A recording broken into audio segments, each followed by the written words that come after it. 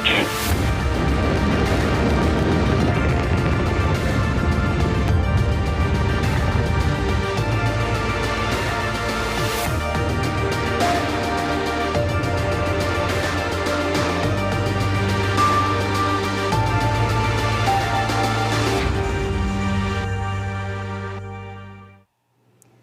You are looking live at Launch Complex 39A at Kennedy Space Center. In less than half an hour, this Falcon 9 rocket will lift off carrying the 27th Commercial Resupply Services mission from both NASA and SpaceX to the International Space Station. Good evening and welcome to live coverage of the CRS-27 launch. I'm NASA's Jasmine Hopkins. Fueling of the Falcon 9 began about 10 minutes ago, and we're counting down to an instantaneous launch at 8:30 p.m. Eastern Time. This mission will deliver more than 6,000 pounds of science, supplies, and equipment to the space station. And these resupply missions help NASA and our partners continue research that could better our life right here on Earth and help us as we explore deep space. Let's go now to SpaceX headquarters in Hawthorne, California, where Zachary Lupin is standing by to tell us more about the vehicle supporting today's mission. Zach?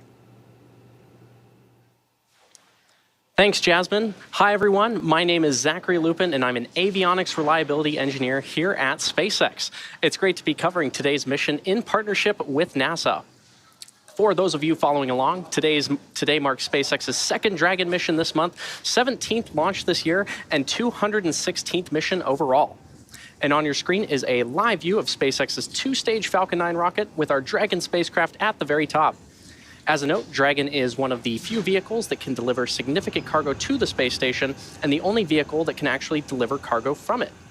Below Dragon is our Falcon 9 vehicle, which is actually two rockets in one. The lower part, also the largest part of the rocket, is called the first stage and takes up about 2/3 of the stack.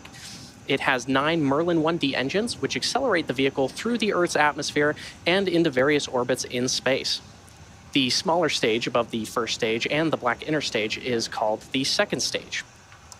Now, the two stages will separate about 2.5 minutes into flight, and then the second stage will ignite its single Merlin vacuum engine, which is the 10th engine on the rocket, to carry Dragon to its desired orbit. Falcon 9 and Dragon were both designed with reflight in mind, and the vehicle hardware is built to support multiple missions with minimal refurbishment needed. Today's Dragon is flying for its 3rd time, and the Falcon 9 first stage is flying for its 7th time. And we plan to recover and fly both the vehicle and the spacecraft again in the future. So far, we've reflown 149 first stages, including Falcon 9 and Falcon Heavy, and we're planning to recover this booster on our drone ship, a Shortfall of Gravitas, which is currently stationed off the coast of Florida in the Atlantic Ocean. If successful, it will mark the 178th recovery of an orbital-class rocket. And lastly, we wanted to give a shout out to the recovery team supporting today's mission. In an industry that has historically been male-dominated, today's recovery operations are being managed by an all-female crew. In fact, we believe it to be the first all-female crew for any kind of operation like this. And if it's not the first, then we're in great company, and you can see shots of the crew there. Our recovery teams are responsible for operating the recovery vessels, securing and recovering the booster, and everything else required to make those operations possible. And on your screen right now is video of the crew breaking tow between our drone ship and our recovery vessel dug earlier today. This operation involves disconnecting the tow wire used to tow the drone ship from port onto location at the landing zone. We are in great hands with today's crew, and we wish the team a very successful mission. And for now, I'll turn it back over to Jasmine at KSC. Thank you, Zach. In addition to SpaceX in California, NASA teams both here in Florida and Texas are monitoring today's launch. You'll hear from Dan Hewitt inside Mission Control in Houston. But first, let's check in with NASA's Megan Cruz, who's following along with the launch team here at Kennedy. Megan? Hey, thank you, Jasmine. And yes, welcome everyone into Hangar AE at nearby Cape Canaveral Space Force Station. The U.S. Space Force monitors the range for us, making sure that it's safe to fly where we plan to fly, as well as the weather, which is looking really great for us tonight. So right now we are at 90% go. Launch Weather Officer Arlena Moses listing the thick cloud layer rule as just a small concern. Basically, she's monitoring some high clouds in the area that's coming in because of an upper level disturbance in the golf, but really she doesn't think it's really much to think about. Now back out to the launch pad. Launch pad 39A. Right now, RP1, or rocket grade kerosene, is being loaded into the first stage, already more than 85% full. Liquid oxygen is also going into the first stage, more than 50% already, and should begin on the second stage momentarily. Those white clouds you see that are billowing off, that's because SpaceX is venting off some of that liquid oxygen, and that happens when the liquid oxygen hits the humid Florida air. Now, our instantaneous launch opportunity tonight is at 8:30 and 42 seconds Eastern Time if we want to dock with the International Space Station Thursday morning. For more on that, let's head on over to Dan Hewitt inside Mission Control in Houston. Hey, thank you so much, Megan, and everybody. Welcome inside at Mission Control Houston at NASA's Johnson Space Center. I'm NASA's Dan Hewitt. It's pretty quiet in the room right now. The Orbit 3 team is on console, led by Ace Flight Director Allison Bollinger. The crew is asleep on board the space station right now, and when they wake up tomorrow, we're hoping they've got a Dragon on their way towards the space station. It's going to be about 35 hours from launch until they dock on Thursday morning. They're going to be docking to the forward port on Node 2. That's the Harmony module on the station. That one was just vacated by the Crew 5 astronauts who left just a couple of days ago. Once they're able to dock, that's going to kick off a really furious month of science and cargo operations for the crew. They're going to have to work to execute a lot of these experiments while Dragon is still attached before they load it back up and send it home. Because again, Dragon, pretty much the only way we're getting large amounts of cargo back to Earth, returning those experiments for analysis back on the ground. But everything's looking great on the station side. We'll have some configuration work to do right before Dragon shows up, but everything looking good. The team has given their go from Houston for launch, and so we're looking good. So let's get back to the countdown. I'll send it over to Jasmine at the Kennedy Space Center. Thank you to both Dan and Megan for those updates. It's great to hear we're looking good for tonight's launch. We are now at about 18 minutes and counting from liftoff of CRS-27. So let's get a closer look at some of the science flying on this mission. Why?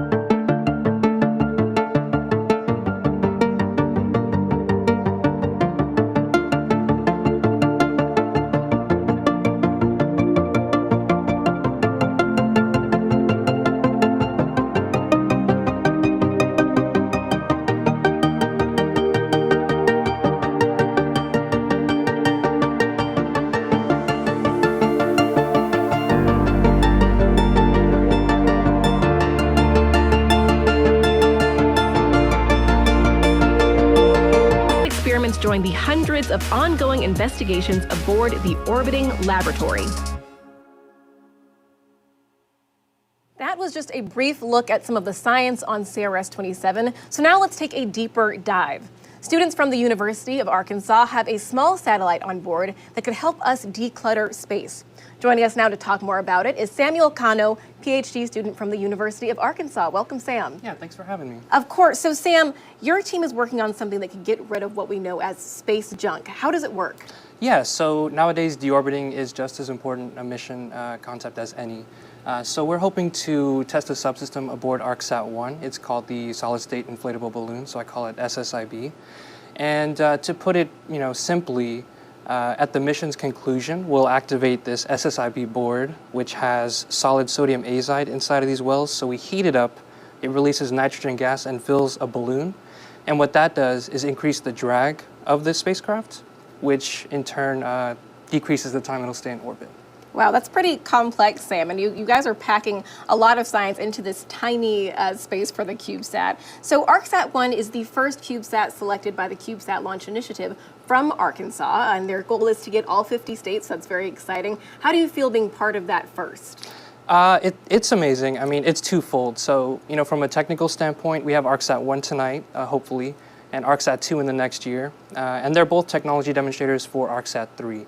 And to explain that really simply, I'll just say it's a two-body spectrometer where we hope to maybe send a pair of these really small CubeSats, which is very cost-effective, to other planets. And they will basically orbit in formation flights, where one emits a laser, one receives it, and we can create a more comprehensive map of the atmosphere of, say, Venus in a matter of weeks. That's the idea. Wow, and it's neat, too, to think that you kind of have a longevity experiment here with ArcSat 1 going into 2 and 3. Will you be working on 2 and 3 as well? Of course, yeah. Right as soon as I get back, it's ArcSat 2 time. Fantastic. So you said that's launching next year. Can you tell us a little bit more about how ArcSat 1 is going to build up to ArcSat 2? Sure. So almost all of the subsystems aboard ArcSat 1 are designed and tested in-house at the University of Arkansas. So this is our real, this is a big test. A lot of the hardware we're able to use for ArcSat 2. ArcSat 2 will be a little bit bigger, but it'll build off of ArcSat 1, and it'll have thrust on board too, so that's a new challenge for us, but we're excited about it. Yes, and we're excited with you too, Sam. Thanks so much for being here tonight. Thank you for having me. Of course, best of luck to you and the team from Arkansas. There's another student-led experiment on this mission, and it will help astronauts take better pictures in microgravity. A team of high school and middle school students worked with NASA's HUNCH program to create a ball clamp monopod, and it's not your average selfie stick. In this experiment, a platform attaches to the space station handrail and is tested to hold a camera and track targets. The temporary stable platform is expected to make capturing images much easier and faster. All right, now we are at about T-minus 13 minutes and counting from liftoff of the 27th Commercial Resupply Services mission from both NASA and SpaceX to the International Space Station. So let's bring back Zach now to tell us more about Dragon flight history and its impact on human spaceflight.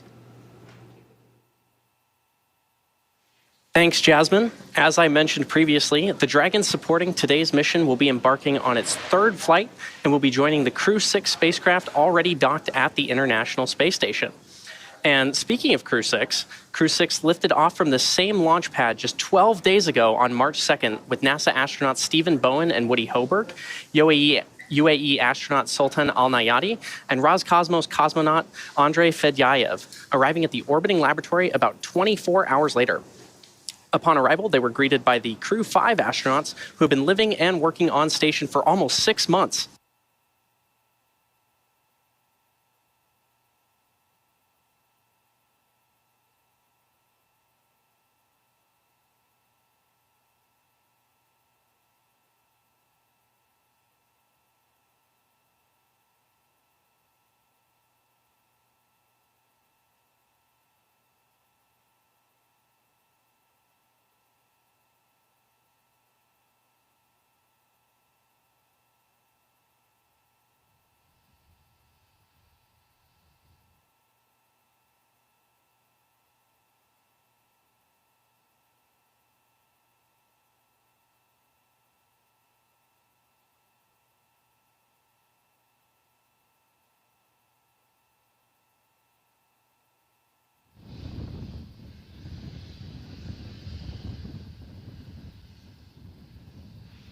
We are close to finding out which 4 astronauts will be among the first crew to lift off on the Artemis II mission.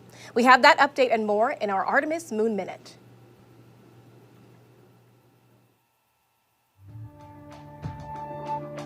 Right now, technicians at NASA's Michoud Assembly Facility are hard at work on our Space Launch System rocket for Artemis II.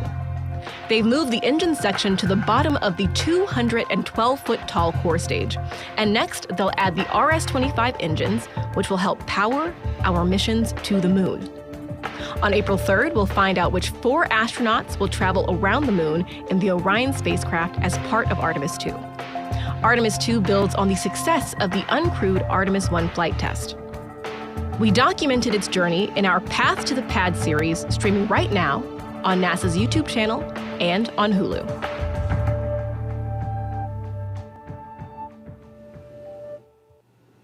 As you just heard, the Artemis II crew will be announced on April 3rd at 11 a.m. Eastern Time. And you can watch that right here on NASA TV and on our social media channels. Our missions to the moon are setting us up for Mars. And when we get there, we don't want to bring any microorganisms with us. The European Space Agency will research how different bacteria form and grow on metal surfaces. They'll be looking at how bacteria like staph form on steel, copper, and brass. They want to know which metal has the best antibacterial properties. And prior to this mission, scientists studied biofilm on board the space station and looked for ways to protect astronaut health and safety while they're living in the orbiting laboratory. Additionally, the Japanese Space Agency is trying to identify if any plants could survive and grow on the moon or even on Mars.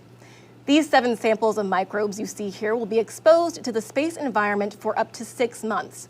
Then they'll come back to Earth to see if the spores can survive and grow, as well as their tolerance to UV light and conditions out in space.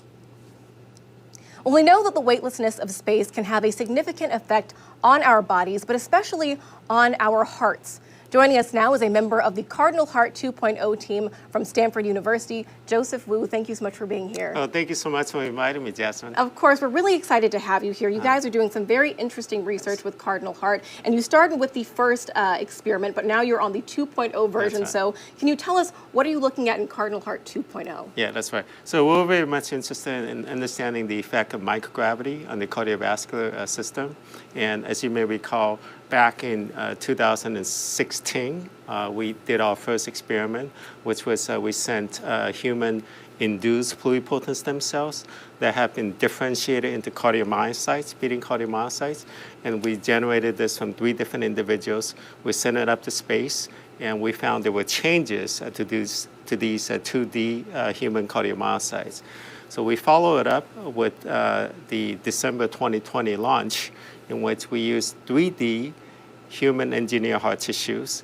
And in this case here, this allows us to understand the interaction of all the different cell types in the heart. The heart has cardiomyocytes, has fibroblasts, and also has endothelial cells. And what was surprising to us is that even the non-beating cardiomyocytes, for example, the fibroblasts, also show some altered function due to the microgravity.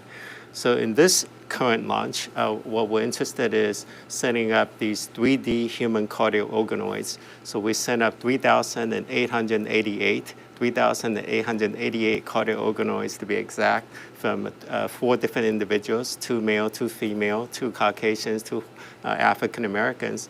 And here, we're trying to understand what is the effect of microgravity on these cardio organoids. We're also screening for different FDA-approved drugs that can be used to mitigate the effects of microgravity. And this is obviously in collaboration with the NIH NCATS, also with the International Space Station, and also with BioServe Space Technologies in Colorado, and also with UCSB.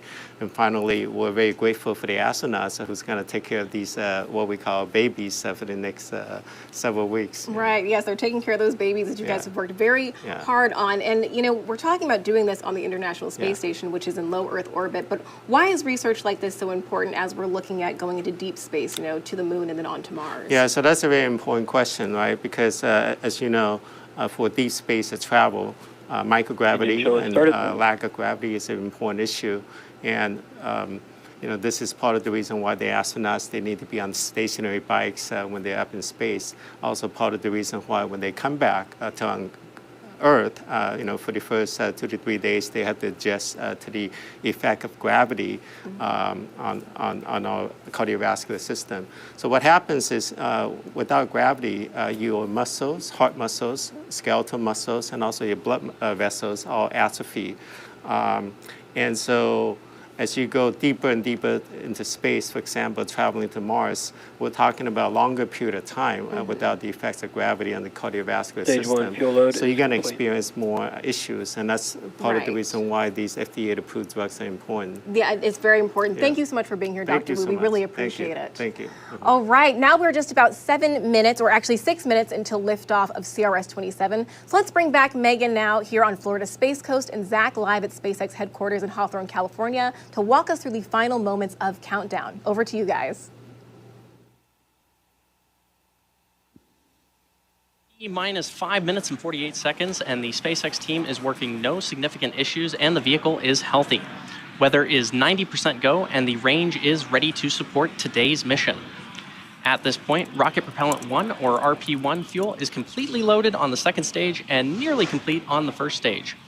Now, liquid oxygen, or LOX, loading is currently underway on both stages and will complete at the T-minus 2 minutes mark before launch. We're also loading helium gas into both stages. Falcon 9 uses helium as a pressurant to backfill the propellant tanks as LOX and RP1 are consumed by the Merlin engines during ascent. Helium load began before the broadcast went live and will continue to top off until about a minute and a half before launch. Now, to make sure engine startup goes well, SpaceX performs what it calls engine chill. Dragon is in terminal count. Call out for Dragon being in Falcon terminal 9 count. tanks are pressurizing for strong back retract. So back to that engine chill really quick. Happened T-minus 7 minutes, and that's when the team... Dragon is in terminal count and it's on internal power. Team flowed a small amount of the super chilled LOX into the Merlin engine's turbo pumps, and SpaceX does this to avoid a thermal shock to the system when that full flow of super chilled liquid oxygen hits the propulsion system. Now, Dragon is currently undergoing vehicle health checks with the next big step just before liftoff when Dragon transitions to internal battery power.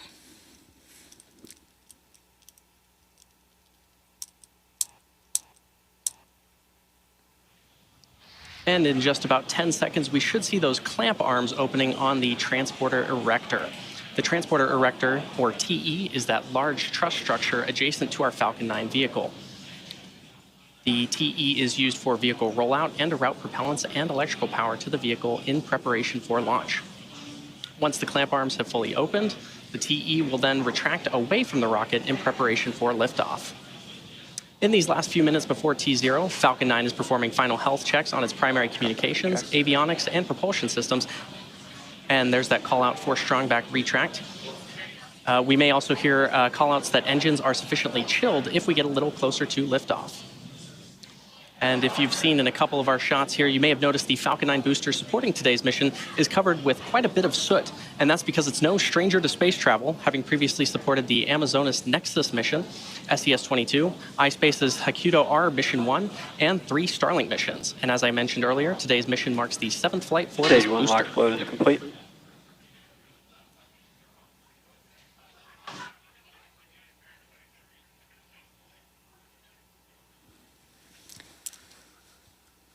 Now this launch will bring in just under 6,300 pounds of cargo, science, and supplies to the space station. One research project will study the effects of microgravity on the human heart, and a student project that will test ways to help astronauts better capture photos and videos while working on the space station.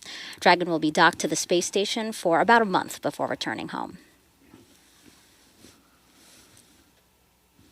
And right around now, checkouts for the second stage thrust vector control actuators are underway. This is often referred to as an engine wiggle test. This is when SpaceX moves the thrust nozzles ever so slightly to make sure the guidance hardware is ready for flight.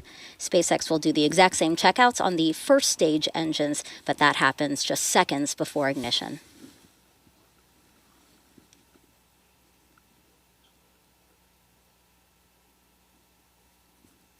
And in just a few moments, we should hear that call out for stage 2 LOX load complete.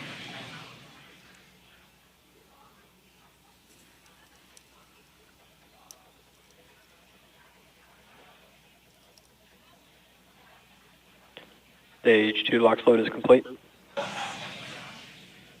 And there's that call out. And this will wrap up propellant loading for Dragon both stages in of auto the Falcon 9.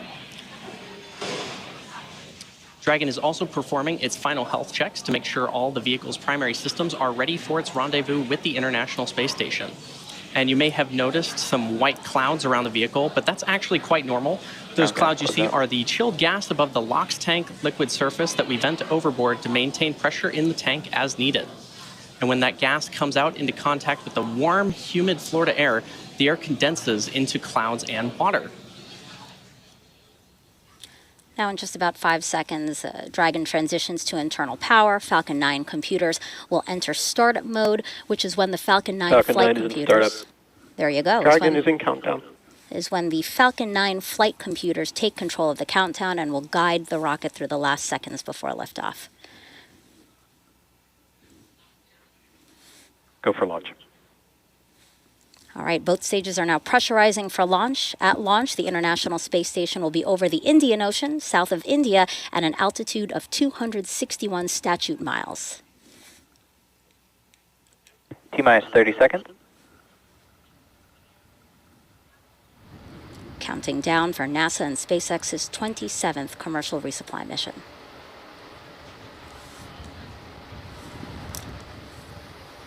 $15 seconds. T-minus 10, 9, 8, 7, 6, 5, 4, 3, 2, 1.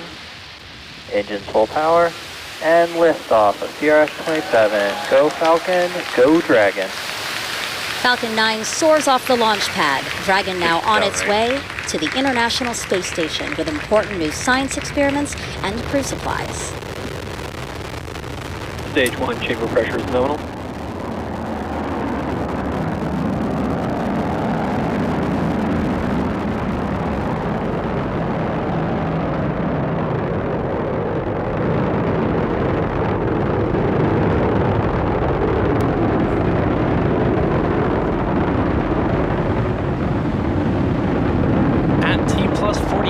Falcon 9 has successfully lifted off from historic launch complex 39A in Florida. We're now coming up on our max Q in about 20 seconds or so, which is the point of maximum aerodynamic pressure the vehicle will go through during its flight. Sonic.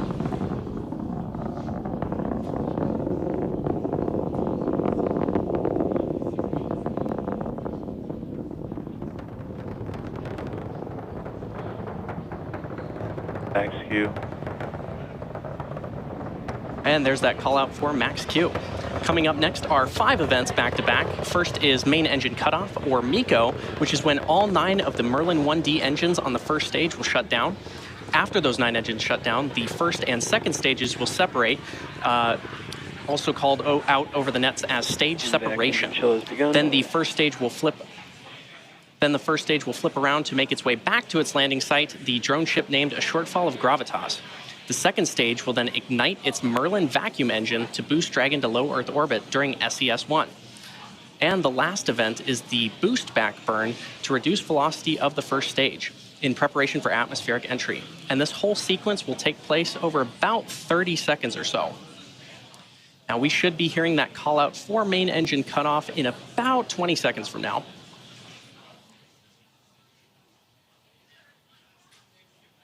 Wonderful tracking shot of our rocket.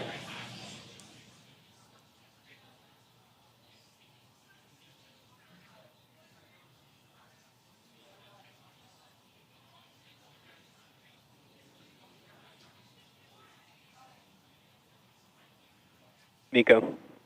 Stage separation confirmed.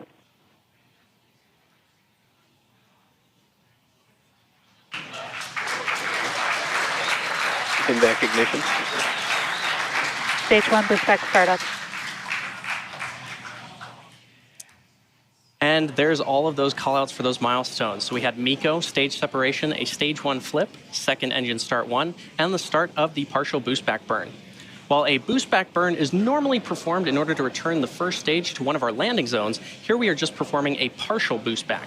This shortened burn, possible due to payload weight, will allow us to recover the Falcon 9 booster much closer to the coast and shorten the drone ship's journey back to shore by about 1.5 to 2 days. Stage 1 Boostback shutdown. And there's confirmation of boostback shutdown. If you're just tuning in, you're watching a live webcast for the 27th commercial resupply mission to the International Space Station for NASA. This is SpaceX's 17th mission for 2023 and the second Dragon flight to the International Space Station this year. We lifted off from Kennedy Space Center's historic launch complex 39A just about 3 minutes and 45 seconds ago. On the left side of your screen is the Falcon 9 first stage that is making its way back to Earth, and on the right side is the second stage. The second stage, and you can see that MVAC engine there. As a reminder, today's mission marks the 7th flight for this Falcon 9 booster, which previously supported the Amazonas Nexus mission, SES-22, iSpace's Cutoff Mission 1, and 3 Starlink missions. Now, in order to make its way back to our drone ship, a shortfall of gravitas, it has 2 more burns to execute. The first is the entry burn, where 3 of the Merlin engines 1, 5, and 9, will reignite. This helps to slow the stage down as it re-enters the upper part of the Earth's atmosphere. The second burn is the landing burn, and this is a single engine burn, engine 9, that brings the vehicle's speed down rapidly in order to land on the drone ship. Now, occasionally on your screen, when the booster is visible, you may see some nitrogen gas bursts, and these are used for attitude control as the booster makes its way back to the drone ship. Falcon 9 is also equipped with 4 hypersonic grid fins positioned near the top of the first stage. And once in the atmosphere, Stage 1 is only using the grid fins for steering as it makes its return to Earth. These titanium grid fins will orient the rocket during re-entry and guide the rocket during descent. And there's that call out for nominal trajectories.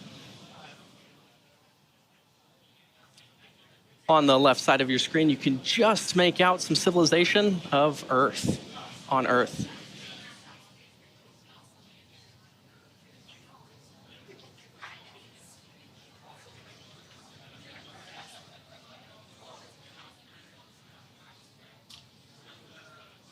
In just about 8 seconds from now, we should see that first stage entry burn begin.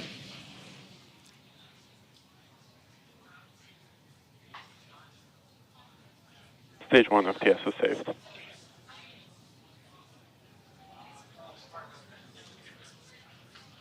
Right now, Stage on the 1, right entry side of your burn screen, you startup. can currently see that. You can currently see Stage 2, and there's confirmation of first stage entry burn startup, and probably saw it as well. Again, this is the first of 2 burns that the booster performs before landing on the drone ship. Stage 1, entry burn shutdown.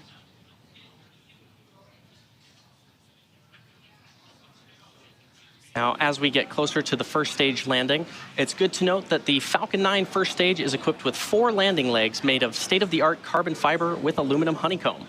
And these are placed symmetrically around the base of the rocket and deployed just prior to landing. If successful, this landing will mark the 178th time that we've recovered a first stage booster, including both Falcon 9 and Falcon Heavy missions.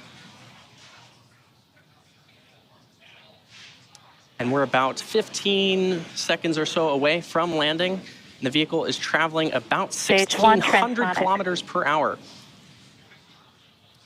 And this really puts into perspective the deceleration of the rocket. In the span of less than a minute, we'll have reduced from twice the speed of a jet all the way down to 0 as the rocket lands.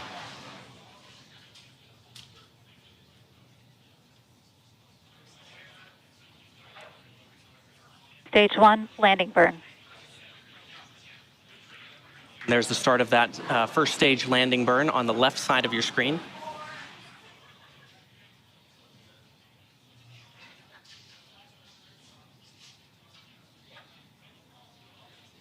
Stage 1, landing leg deploy.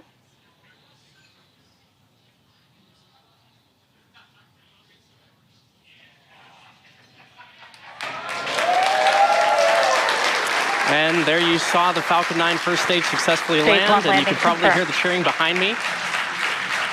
The Falcon 9 first stage that supported today's mission landed for the 7th time, having previously supported Amazonas Nexus, SES-22, iSpace's Hakuto R Mission 1, and 3 Starlink missions. Today's landing also marks the 178th successful landing for an orbital-class rocket. As mentioned previously, today's recovery operations are being managed by an all-female recovery team, and this is a really cool moment for the industry and Stage 2 SpaceX. FTS is saved. There's that call out that Stage 2 FTS is saved. And we should have second stage engine cutoff here shortly.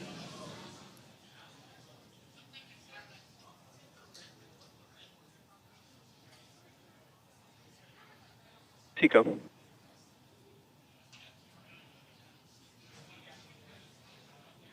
There's that call out of SECO. Nominal orbit insertion. And there's the key call out of nominal orbital insertion. At T plus 9 minutes into the mission, we are coming up on the last major task for Stage 2, commanding separation of Dragon a couple minutes from now.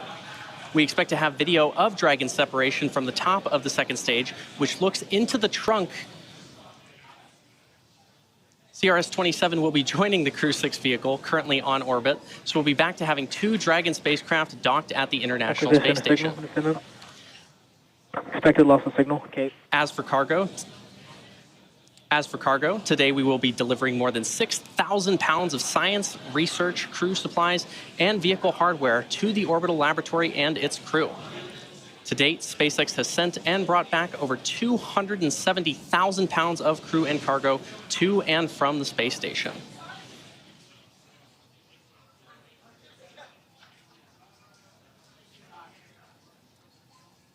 As a reminder, this is the 3rd flight for this Dragon capsule, having previously supported CRS-22 in June of 2021 and CRS-24 in December of 2021.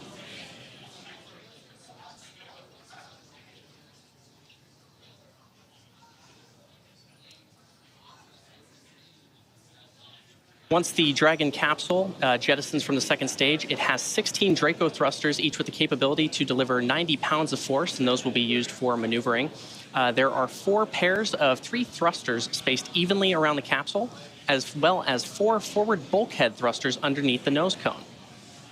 Now, notably, Dragon does not have super Draco thrusters, seats, or life support systems, as it is not carrying crew. And this saves on weight, space, and also allows for a faster refurbishment time.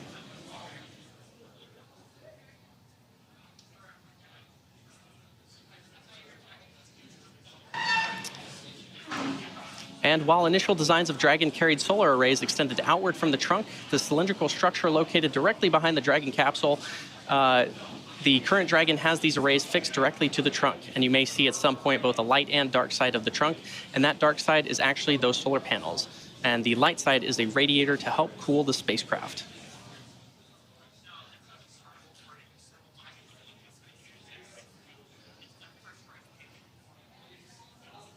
And once the Dragon capsule reaches the ISS, it will be able to autonomously dock using its navigation sensors, centerline camera, and light detection and ranging equipment. It's also good to note the Dragon capsule is connected to the trunk beneath it via the trunk claw and connects thermal control, power, and avionics systems components between the trunk and the capsule.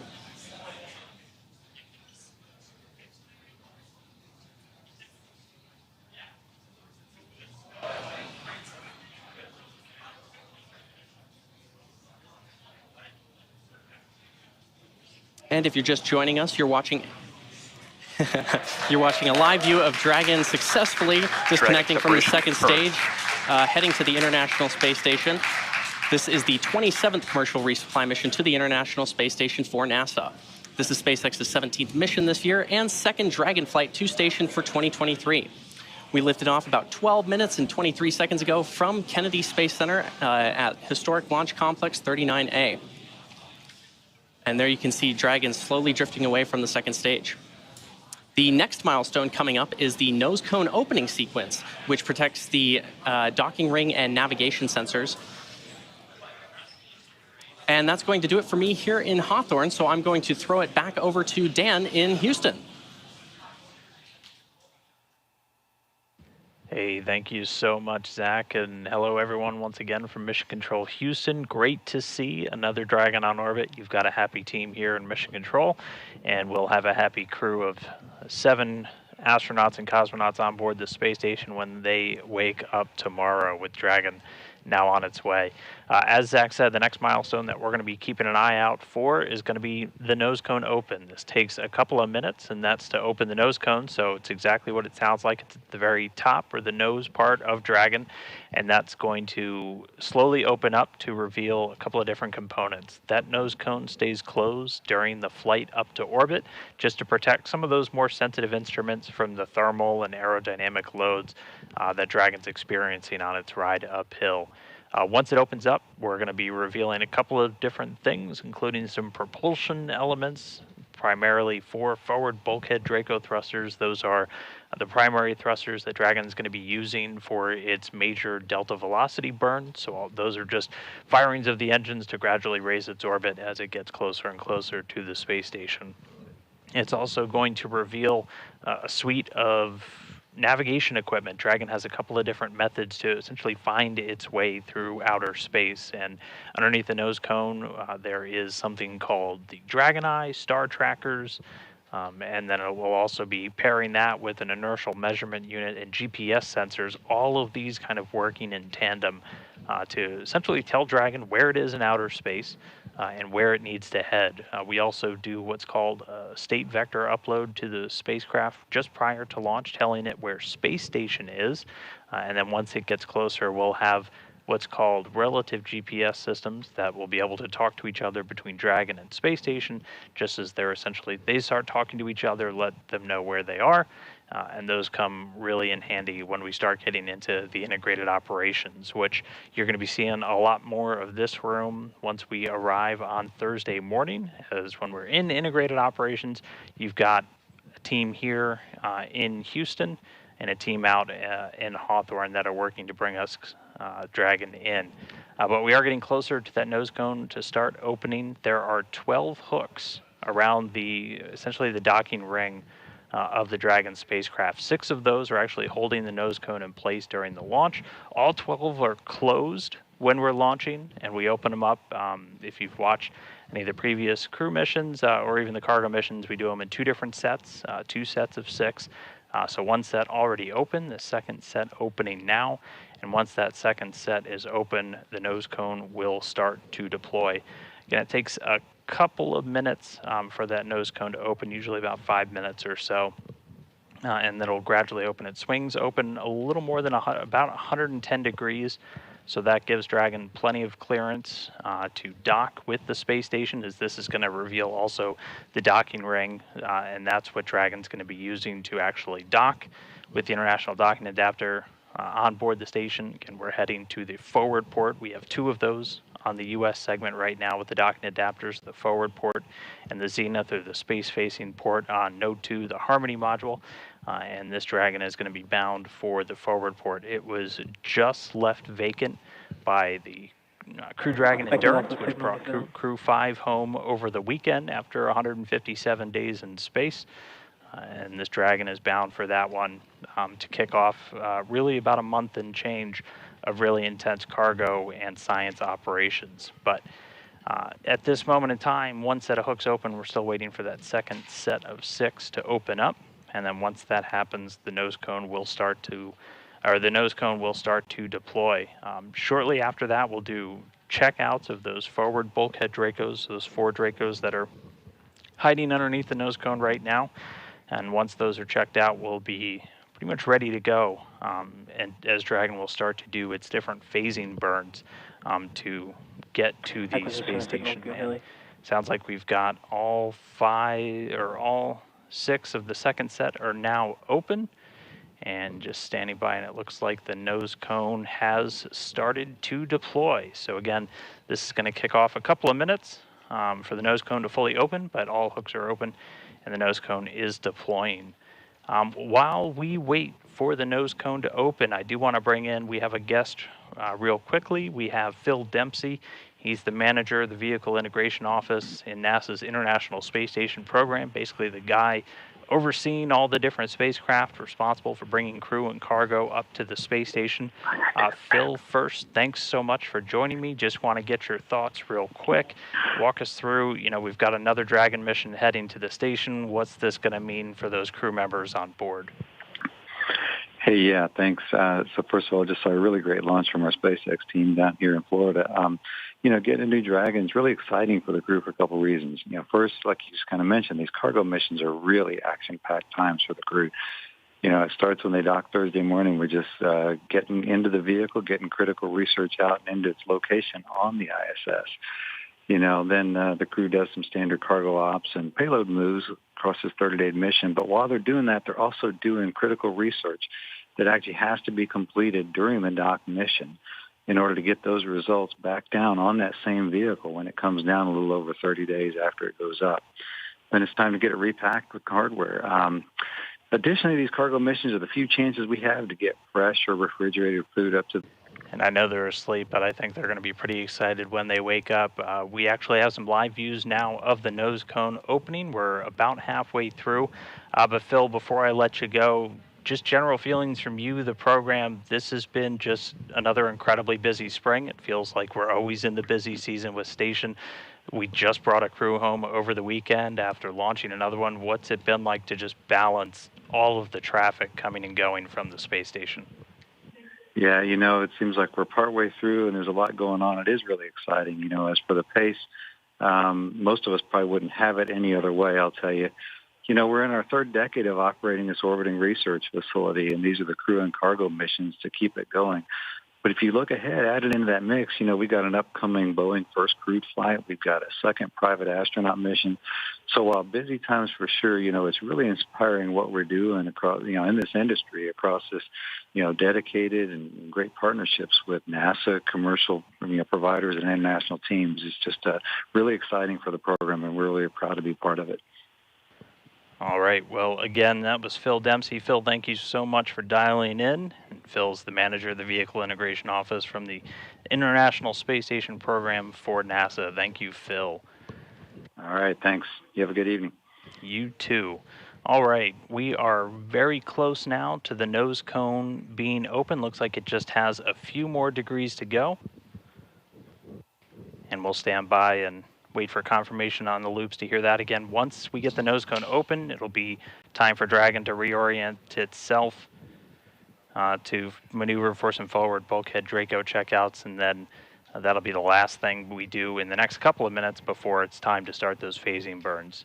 And as I was talking through there, we actually just heard the nose cone is now open. So Dragon already stepping through its automated sequence, getting ready to do the checkouts of those forward bulkhead thrusters. And then once those are ready, we'll be set up and good to go and ready to do our phasing burns. So really great to have a Dragon back on orbit, the 27th resupply mission to the International Space Station on its way, a safe, healthy Dragon, bringing over 6,000 pounds of cargo.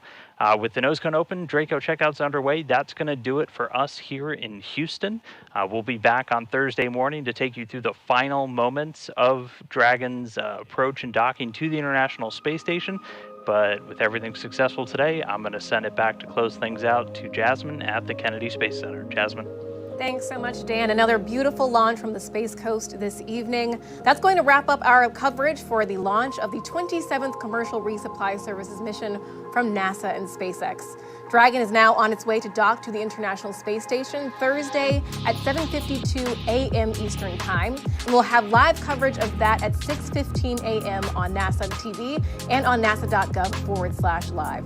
Thanks again for joining us, and we'll leave you with a replay of today's launch. But until next time, go NASA, go SpaceX, and go CRS-27. 15 seconds. T-minus 10, 9, 8, 7, 6, 5, 4, 3, 2, 1. Engines full power. And liftoff of CRS-27. Go Falcon, go Dragon. Falcon 9 soars off the launch pad. Dragon now on its way to the International Space Station with important new science experiments and crew supplies. Stage 1 chamber pressure is nominal.